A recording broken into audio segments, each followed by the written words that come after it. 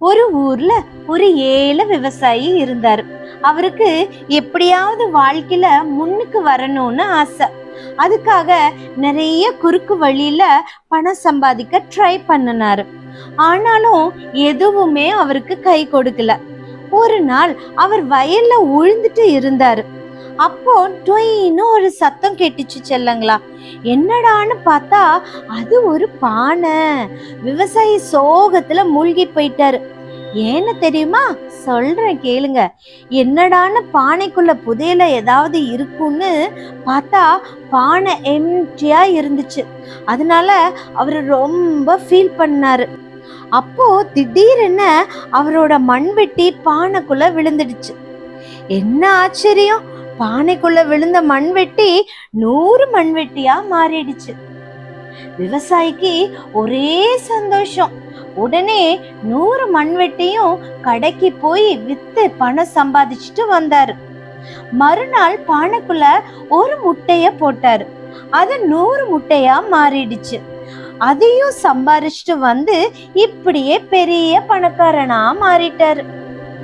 ஒரு நாள் இரவு அந்த பானைக்குள்ள ஒரு எலி விழுந்துடுச்சு. உடனே அது 100 எலியா மாறிடுச்சு. வீடு ஃபுல்லா எலி ஓடுச்சு. இந்த திடீர் புது பணக்கார விவசாயிக்கு என்ன பண்ணணும்னே தெரியல. அந்த எலிகள் எல்லாம் அவர் புதுசா வாங்கின ட்ரெஸ்ஸு, படுக்கை அறையில இருக்கிற புது பெட்டு எல்லாத்தையும் நாசமாக்கிடுச்சு. இந்த எலிகளை பிடிக்க ஓடி வந்த பூனை அதுவும் தவறி அந்த பானைக்குள்ள விழுந்துடுச்சு. என்ன பரிதாபம்! ஒரு பூனை 100 பூனையா மாறிடுச்சு. பதறி ஓடிய எலிகள் திரும்பவும் பானைக்குள்ள விழுந்துச்சு. அதை துரத்த ஓடிய பூனைகளும் பானைக்குள்ளேயே விழுந்துடுச்சு. இப்படியே எலிகளும் பூனைகளும் பெருகி பெருகி அந்த புது பணக்காரனோட வீட்டையே அழிச்சு போடுச்சு செல்லங்களா. தலையில கைய வச்சு ஓன்னு அழுத அந்த திடீர் புது பணக்காரர் பானைய தூக்கிட்டு காட்டுக்கு போய் அதை தூக்கி போட்டு உடைச்சிட்டாரு. திரும்பவும் ஒரு வீட்டை கட்டி அவனோட நிலத்திலேயே கடினமா உழைத்து பயிரிட்டார். அந்த வருடம் நல்ல மழை பெய்ஞ்சுது. பயிரும் செழித்து வளர்ந்தது. அந்த பயிரை வித்து அந்த விவசாயி திருப்தியுடன் மன நிறைவாக வாழ்ந்து வந்தார். அன்பு செல்லங்களா, கதைய பாத்தீங்களா? எப்படி அந்த விவசாயி வாழ்க்கையில சீக்கிரமா முன்னேறணும்னு சொல்லி குறுக்கு வழியே அவரு நாடினாரு இல்லையா? அதனால என்ன ஆச்சு? அவரு கட்டின அந்த வீட்லயே அவரே இல்லாம அவர் என்ன பண்ணிட்டாரு? அந்த வீட்டுல இருந்து வெளியே வந்துட்டாரு செல்லங்களா. அதே போல நம்மளும் நம்ம வாழ்க்கையில குறுக்கு வழியில முன்னேறணும்னு ஒரு நாளும் நினைக்க கூடாது செல்லங்களா. சரியா?